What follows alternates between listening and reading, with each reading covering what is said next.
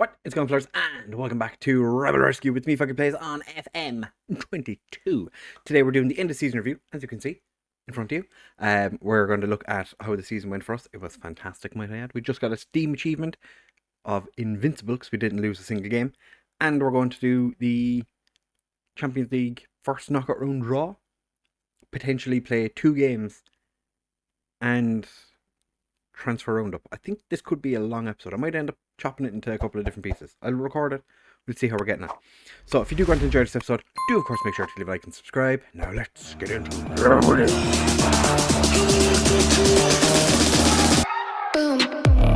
Right, fellas, so as I said in the intro, we're doing the end of season review to begin with.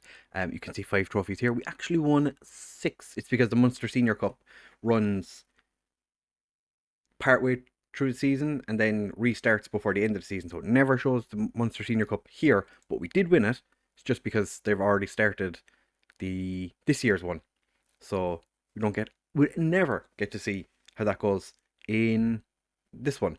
Kimbwala wins signing of the season, which that's quite interesting. I thought Nugent would have been potentially up there with his 56 appearances and 69 nice goals, and he had 14 assists, and he had an average rating of 8.09. So I don't know. Yeah, they're really not happy about Vidana, mainly due to the club paying over the odds for the player. Yeah, Magic, they're delighted. Andrews, they're not overly impressed. Colin McCabe, I'm not mad about him myself, to be honest. Rumble and Thiel, quite happy with Thiel. That's fantastic. So yeah, won the Premier League, or the Premier Division first. 66% average home attendance. Unfortunately, John Nugent did miss out on breaking the record by 1 goal. Well, equaling it by 1 goal. Because he couldn't put the ball past the Galway goalkeeper enough at the end of the season. And as you can see, Champions League, they wanted us to reach the 3rd qualifying round. We've made it to the first knockout round. We are fantastic. Some of these results were insane. Yeah, you love to see it. You love to see 8-0 against Dinamo Kiev and 6-1. We absolutely dominated them. The biggest win was 10-1 against Sligo. Match to remember was 6-1 against UCD. I feel like the match to remember potentially would have been a 10-1 against Sligo, but what do I know? Goal of the season also went to Colm Whelan. The first goal in the game against Shamrock Rovers. So our reputation has stayed the same, 2.5 star. I feel like that's going to go up with us getting into the knockout round of the Champions League, but we have to wait until the end of the Champions League probably to get that. Sponsorship money is still absolutely trash. Not even 100k in sponsorship. Broadcast revenue is way down because we haven't got the money for the Champions League because we've not been knocked out yet. See. Corporate and hospitality is up. Competition prize money has rocketed up. It's almost doubled. Matchday commercial has gone up as well. The biggest shirt sellers were Carlsberg, Nugent, Onofriti, Vestergaard, and Mira Magic. So that's pretty fruity.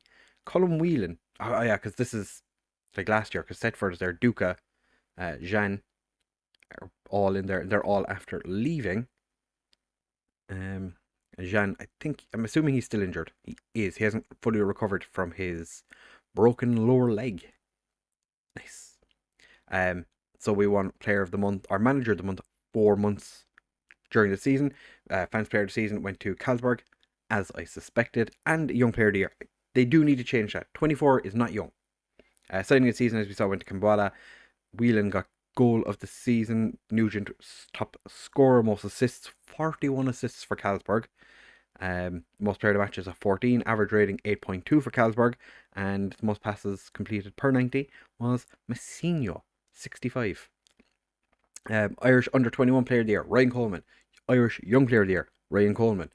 Irish Player of the Year, Colm Whelan. Irish Premier Division Player of the Year, John Nugent. Irish League of Ireland top goal scorer, John Nugent. And Irish Premier Division Player of the Year, or Young Player of the Year, Nugent. He's exceptional. He's broken the most goals in a season, most goals in a match. Carlsberg broke his old record of most assists. Most clean sheets went to Mira Magic. Most Player of the Match awards, Carlsberg with 14. Most league goals by a player, Colin Whelan is now up to 145. And the highest transfer fee received is Fogarty at 1.87 million. We've won so many trophies, it's not even appearing up here. So we have done pretty decently, it has to be said. We finished the season unbeaten, 31 wins in 36 games. Nugent had 38 goals. Best performance, Fogarty kept 7 clean sheets. I feel like we should have, Carlsberg Hales plays for unbeaten season. Stalwart stated FOGGYPlays had encouraged a level of consistency and togetherness in the squad that very few teams were able to match. None of the teams were able to match. Marian Prince, what are you up to these days, my friend? You are playing for Jan, actually playing quite a lot, played 55 games. O'Connor still plays for us. O'Brien is at Hull, not really having a great time. He is after picking up injury quickly. Fabian is at Frosinone, and he is currently injured. We're scouting him, actually. Interesting. I don't know would he make it into our team again. Vesker still plays for us. Carlsberg. Farnberger, what are you up to these days? Holstein Kiel. He's played 14 or 15 games in 2 seasons. Yeah. Unfleet and Colin Whelan still play for us. What's Dylan McGlade up to these days? Playing for, well, employees. Okay, he's played a game for Scunthorpe. Fantastic. That's grand. Season review again. East Stirlingshire. James Doonan plays for Crusaders. Actually, I forgot. Rory Keaton. Are you still playing football? He is. Oh, because he was in the first division. That's why I didn't see him all season. Up here for thinking. Darragh Crowley has retired. That's unfortunate. Josh Hoonan also retired. Matt Cervelli wouldn't join us, and he went off and retired. That's sad. So for next season, play attacking, high-tempo pressing football. That's what we do. Work within the wage budget, maintain the best youth system in the country, and the most reputable team in Ireland. I wanted to increase the youth facilities, and they said no. And then they were saying that they hadn't decided if we had the best youth facility in the country, which is interesting. Our training facilities, we are improving them again. We're just going to accept those because that's pretty much what we do. The dressing room atmosphere is still only good, and I'm not sure why. So we're going to tell lads we want to come back and win the league again.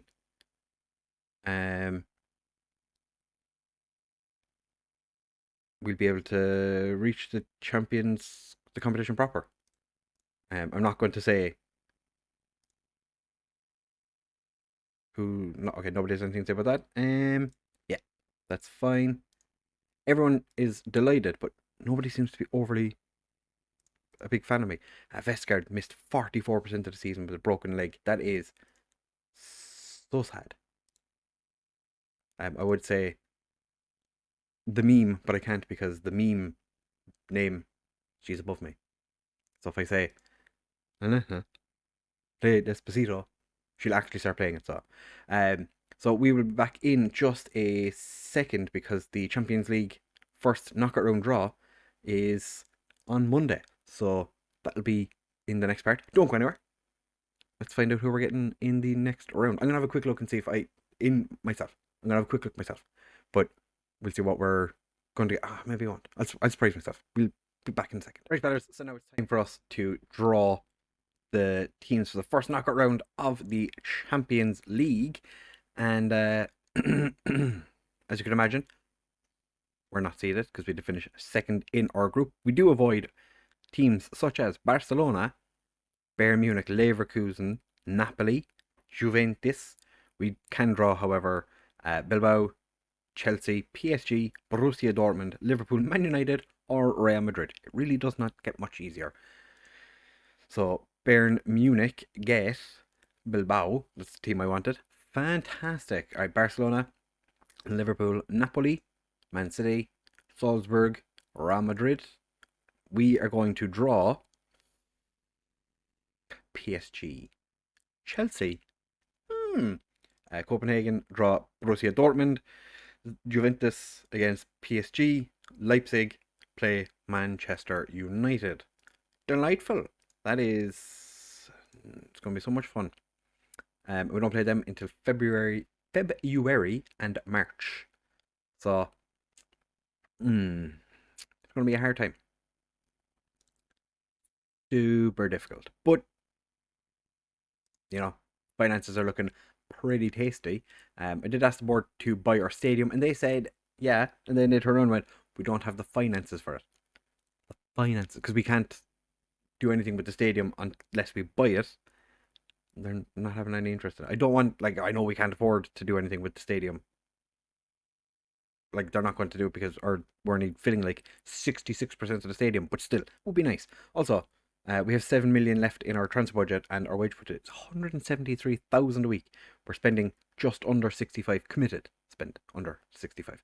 So we will be back in 2 weeks. We're back at the end of December, start of January, so I can show you all the players that are coming in. I think at the moment it is 9, and there's a lash of other players that are going to be joining at some point in the future when they turn 17, I think, or 18 maybe. But we'll be back for that in just a second. Right, fellas, so the transfer window, the Irish transfer window has shut. We're about to take on Chelsea. It is Tuesday, the 22nd February, the day we're taking on Chelsea. It's 8 o'clock. The match is about to kick off, but we are going to show you because it's conveniently landed at the start of the season. So we're going to have a quick look at the transfers we've done so far. We are trying to bring in Mel Danks, who's a Man United striker who my director of football tried to sign earlier in the summer, but wanted to pay him all his wages and a shit ton of money. I think it was going to cost us about 2 million to loan this guy. Man United have accepted a loan with absolutely no money exchanging hands. We are signing Ciro Gravagnoli as a striker when his loan ends. His contract at Napoli has expired. Well, it's expiring. So we've just chucked a contract at him. He's not been the best goal scorer, but we showed with Hwang that you don't necessarily need to be the best striker in the world to be pretty good at being our striker, I guess. Peter Dafid, who I'm definitely going to have to give a a nickname to. He's coming in January when he turns, or July. No, yeah, January when he turns 18. He turns 18 in August, which is a little bit frustrating, but he is going to be our new backup left back or starting left back, whichever happens really. 3 players when potentially were going out on loan, and all their transfers fell through because the transfer window closed. But we're going to have a look at what business we did at the start of the year. So, right, you saw Mick McMurphy coming in. He's gone out on loan to Athlone. Fantastic. Ndai came in and wasn't as good as my scout said, so he's gone out on loan to Sligo. Papa Diop has gone on loan to Waterford after he came in, because I don't think he was going to get as much first team football as I would have liked. He is already after scoring on his debut for Waterford. Jack Caffrey came in and he's gone on loan to Sligo, because again, wasn't as good as I hoped he would be. Wilson Natumbo, who actually I forgot we signed, because part of his deal was we paid 225,000 for him, and he stayed on loan with the Portuguese side we signed him from. So we're gonna have more strikers next year, or in the not too distant future than I remembered. Tommy Benkovic, who we signed from Cooper for, was it 2 million? 1 million. Oh yeah, well, 1 million upfront. I think another million if we win the Champions League, which I don't know why they decided to put that in, but that's fine.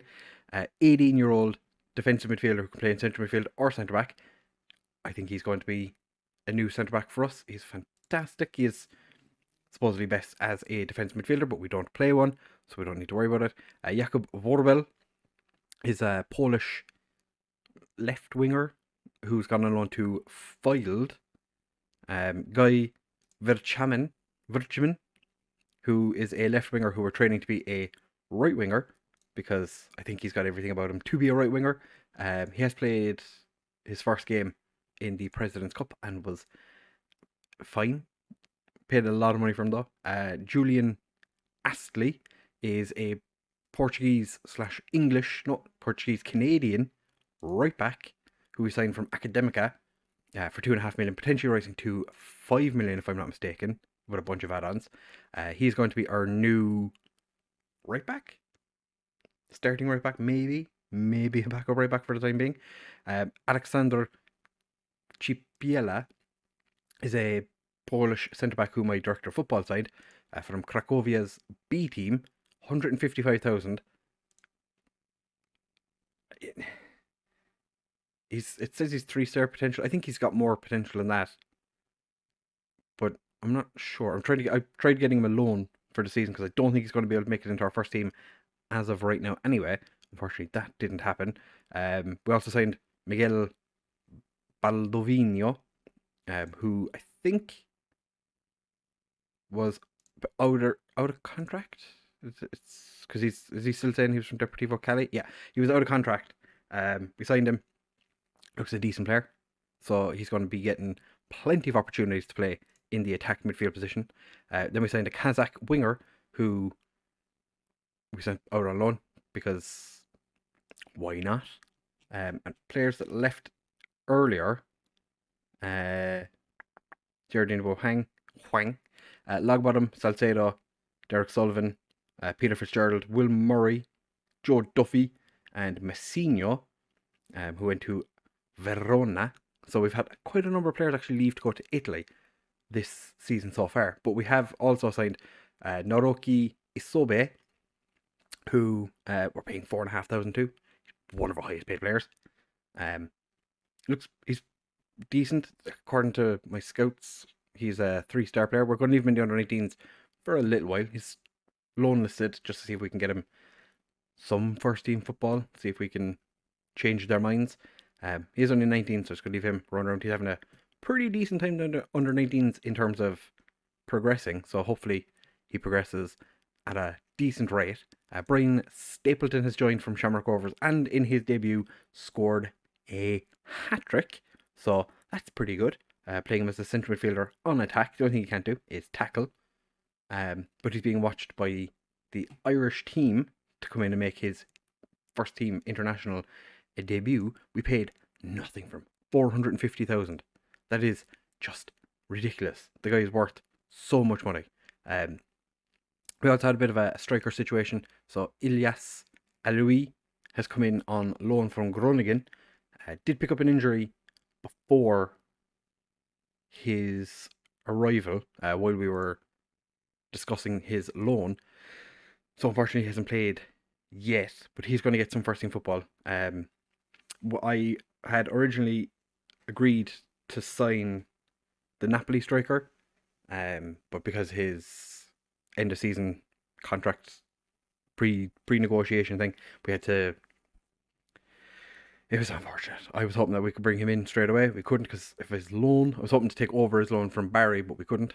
So I brought in Alui. I also signed a left back from Man City on loan just because we were quite short on left backs. We sent players in every position except for left back. So this guy's just come in as our backup option.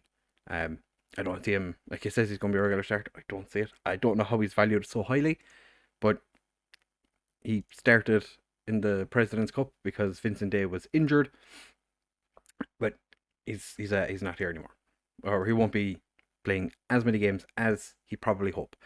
John Nugent has left us for Sassuolo, which very frustrating because he scored 69 goals last year in 56 games. I was really hoping we'd keep a hold of him. Did make a tidy profit on, but Sassuolo gave us absolutely nothing other than 1.5 million because that was his release clause. I did try and sell him to Genoa, I think it was, put in an offer for him. They offered 1.2 million and I think it was a 20% sell on and a friendly, but he went to Sassuolo, so we get absolutely nothing else for him, which is just fucking delightful. Ryan Coleman, after me talking about how he was never going to leave the club and we were going to keep him here forever, has left. He's gone to Napoli to join Dan Duca, where he's actually played a game already. So fair play to him. He's actually playing football. 163 league games for Cork City before he went off to Serie A. So, maybe he'll get some more international experience now that he's, playing for an Italian team. He's been there 46 days. Yeah, we have a lot of other players just going on loan.